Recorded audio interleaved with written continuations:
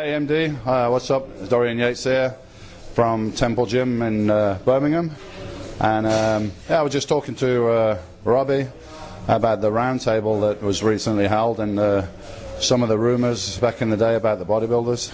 I probably had more than my fair share. Of course, it was before we had the internet, so most of the rumours were around for a long time, and it had people calling me up. I probably died, had more lives than a cat for sure, because I died about 9 times. Seriously, had people calling up the gym. Had a couple of guys crying on the phone with the bad news of my demise, but the guy in the gym let them know that I was training legs at the time, so I probably was still okay, you know.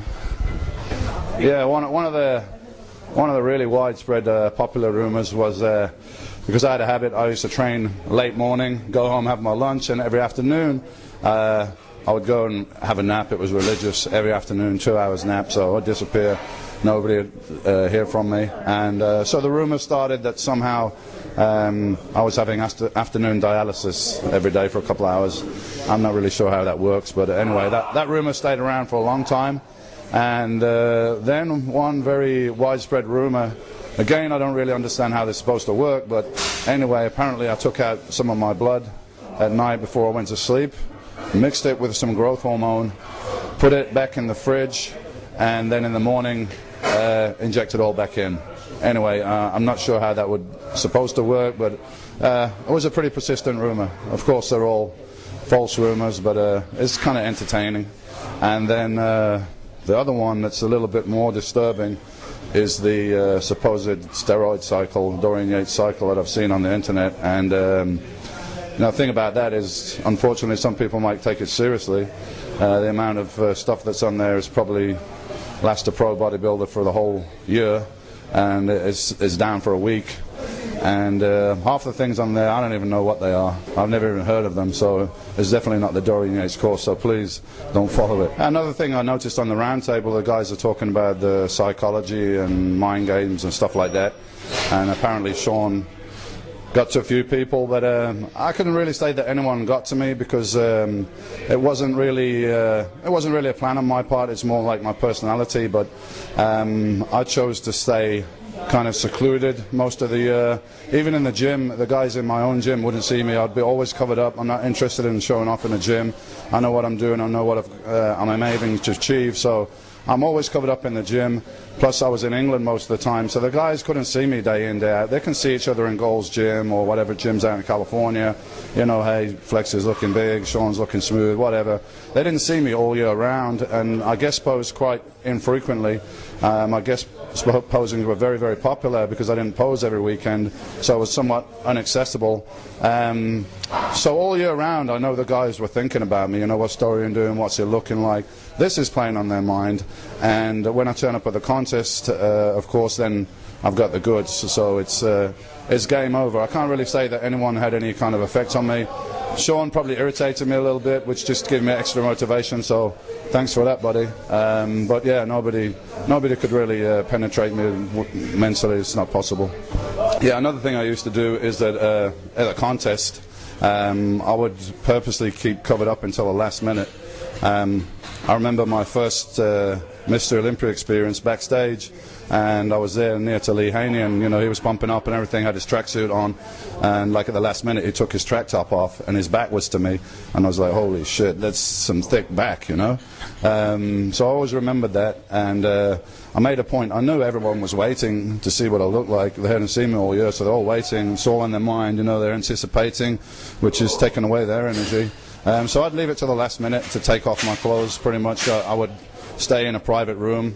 Even when we weren't supposed to have private rooms, it upset Sean a lot that I used to take my private room, but hey, he was thinking about me, it wasn't bothering me, so yeah, it's a little mind games there, I guess, but ultimately, you turn up with the goods, you know. It doesn't matter about all the bullshit that's said all year round. Ultimately, it's like, you got to come with the goods on stage, so that's what I tried to do. And yeah, I had a couple of injuries. 94, I had a partial biceps tear, and coming into the 97 Mr. Olympia, I had a tricep tendon tear. And you know, there's always questions about how can a guy win a contest, how can he be Mr. Olympia with, you know, some imperfection like a muscle tear. But I answer that is like, let's look at how the contest is judged. And I don't make the rules. I don't judge the contest. The contest is judged on 4 quarter turns and 7 compulsory poses. Basically, this is simple mathematics. So let's take the compulsory poses. Dorian's got a torn left bicep, which is visible in the front double bicep. So let's say that everybody in the contest beats Dorian on that pose. Everybody, for argument's sake. Sean Ray, everybody beats me on that pose. But there's 6 other poses. Can somebody beat me on a front lat spread? I don't think so. Back double bicep, back lat spread, side tricep, no way. Abs and thighs, very few people can come close. So, and the 4 quarter turns, from the relaxed from the front wasn't my strongest pose, but from the side, nobody had my thickness. So everybody loses from the side, everyone loses from the back, of course. So it's simple mathematics. Out of 11 poses, I'll probably beat everyone on 8 or 9. So even if I get beaten on the front double bicep, mathematically, I'll still win the contest. So I don't make the rules, guys, sorry. Yeah, and the final rumor I've heard as well is that my blood and guts training approach, philosophy, DVD, book and all that kind of stuff was some kind of marketing ploy where he doesn't really train like that. That's just, it's just a marketing thing to do something different. Really, he goes somewhere else and does some extra training, extra sets and extra reps. Well, I can guarantee you, if you come and train for me for 45 minutes, you wouldn't be going anywhere else doing any extra sets or extra reps. You wouldn't be able to. So absolutely, the training that you see on Blood and Guts DVD, that's how I trained every day, day in, day out. That wasn't anything special for the cameras. It wasn't like, let's train harder today for the cameras. That was how I lived. That's how I trained every day, day in, day out for 12 or 15 years. Most of you probably know I had a few long-term injuries from my training career. And people ask me would I do anything different if I did it over again.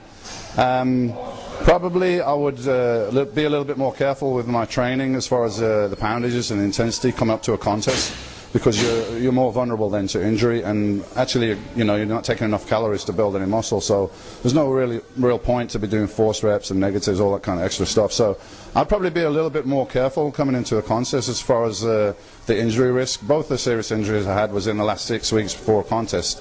So now I advise people, back off of the intensity a little bit the last 6 to 8 weeks before the contest and just try to maintain. But as far as, would I change everything completely? Absolutely not, Whenever you're pushing your body to a limit in any sport, I think there's always a risk of injury, because you're flirting with danger when you're pushing things to the limit. But that got me from being here. A backstreet gym in Birmingham, which is, everyone knows it now, but back in the day it was just a hole-in-the-wall gym. Not many people understood bodybuilding in my town. So to come from this place to win Mr. Olympia using a unique training philosophy, which I think catapulted me past people with better genetics, then I can't say that, I would absolutely change it. I think if I trained conventional bodybuilding-wise, I would have been a good bodybuilder because I've got good genetics, but I don't think I would be Mr. Olympia. So something that gets you that far, it's very hard to change it, but a slight variation coming into the contest, I think that's the only thing I would change. All right, so I'm still training 3 or 4 times a week when I can. Obviously, I'm very busy with my company now, DY Nutrition, which is totally my company. I'm involved in every aspect, so I'm very busy with that. I'm traveling around, just come back from Australia. So my goal is to get into the gym 3 or 4 times a week, do a little cardio, do some weights. I have to train around some of the injuries and stuff like that. And it kind of pisses me off that the guys online, look at the guys now, Dorian and Flex and Sean, they're not like they used to be. Well, of course we're not. We don't have that goal now to train for Mr. Olympia, and neither is it practical. You're getting older to try and maintain that kind of body weight. But on the other hand, I've heard, the guys are all washed up, they're 200 pounds, Dorian's 210 pounds or 220 or something like that.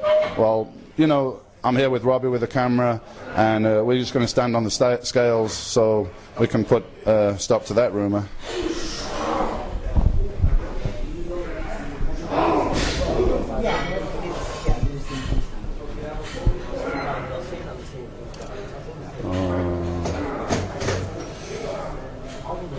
Sid, how did you change this to pounds?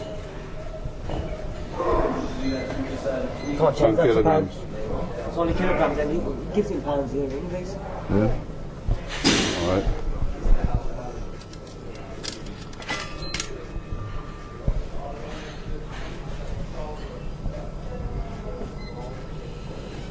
So that's 121 kilos. That's I don't know, it's like 265 to 270, somewhere like that. And that's everyday weight. Nothing in my pockets. My cock's a bit heavy though. You know, 10 pounds of cock here, you can't see that.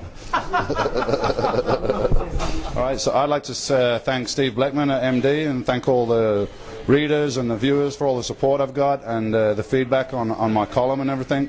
And you know, keep up with the news, www.dorianyatesnutrition.com, all the news on the new products.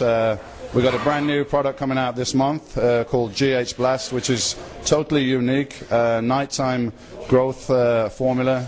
It's clinically proven to increase your growth hormone and really enhance the quality of your sleep, deeper sleep into REM sleep, which is an area I don't think has been addressed before by a supplement company. We all know that sleep, rest is very important for your recovery and your growth. And finally, we've got a product here that really improves the quality of your sleep. And the trials that we've done, everybody's going crazy about it. So look out for GH Blast. It's going to be available very soon.